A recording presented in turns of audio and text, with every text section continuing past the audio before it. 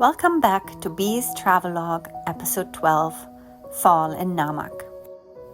Following the sound of music outside my window, I walked to the nearby park and discovered that the Young Dream Festival had been going on. I arrived in time for final performances, awards, and a famous pop duo. Afterwards, we were treated to a drone show.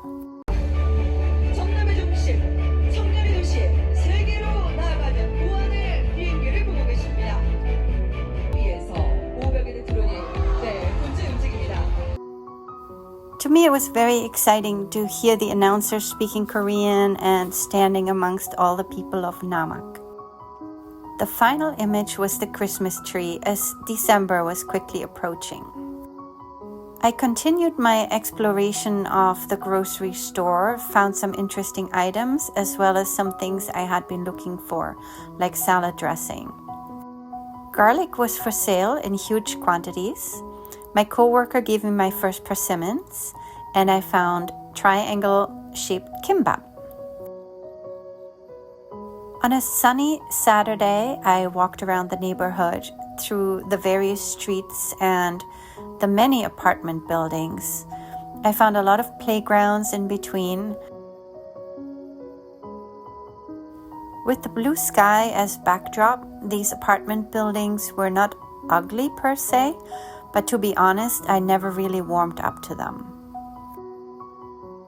One thing I liked about Korea were the traffic lights built into the ground. I kept walking toward the river again and actually found some trees with fall colors. So as I was used to doing in America, I would go under the tree and take some photos of the sunlight through the leaves. When I reached the large intersection of Namak Row, I walked eastward and found the public library. I also found this interesting looking monument on my way to Lotte department stores. When I got there, the sun was just setting, so the reflection of the sunlight in the windows was really pretty. The following weekend, I explored a different part of Namak and found this food truck selling different kinds of doughy desserts. I decided to climb one of the little hills on the map to see what view I would have, and found that this hill was really very, very small. I thought I would go straight back home, but then decided to go on to the next hill, the little bit bigger one I had seen before on my way to Lotte Outlets, and this one was a little bit longer hike, but probably no more than 10 minutes to get to the very top. Looking to the north, I could see my own apartment building, the provincial government building, and the mountain behind it. Looking to the southeast, I could see this new construction area, which I later found out was called Oryong-ri. Again, I was there just as the sun was setting.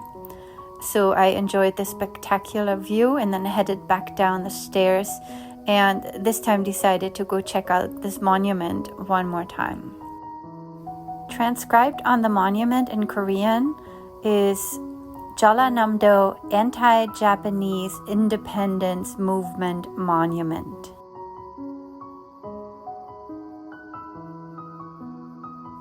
I left the monument and headed back north around the mountain and came to the park in Namak.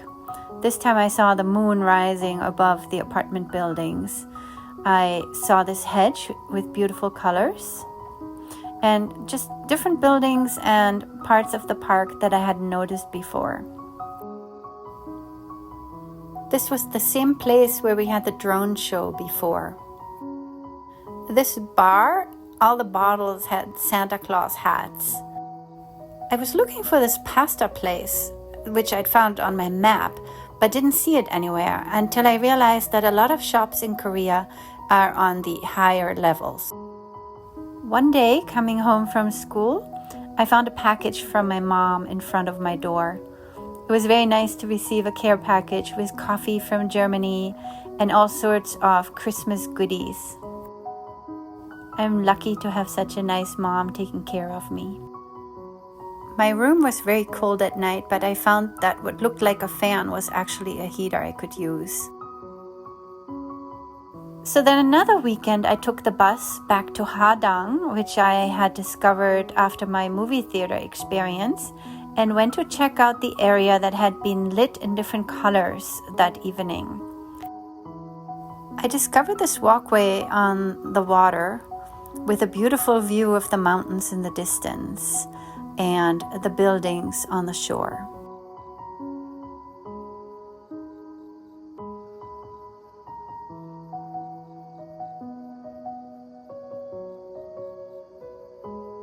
There are several stories about Gadbavi rocks. One of them says that it's a monk with a hat that's protecting Mokpo.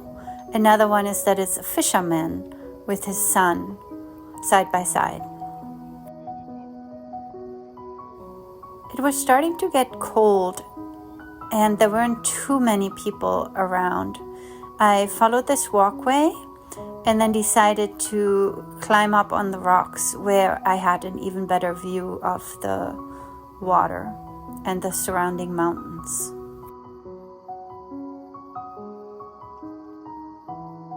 I didn't want to go too far, so I climbed down the long staircase on the other side. I remember seeing a father and his little boy ahead of me. I then stopped at the street stall and bought some delicious pastries. I really wanted to try everything that I saw.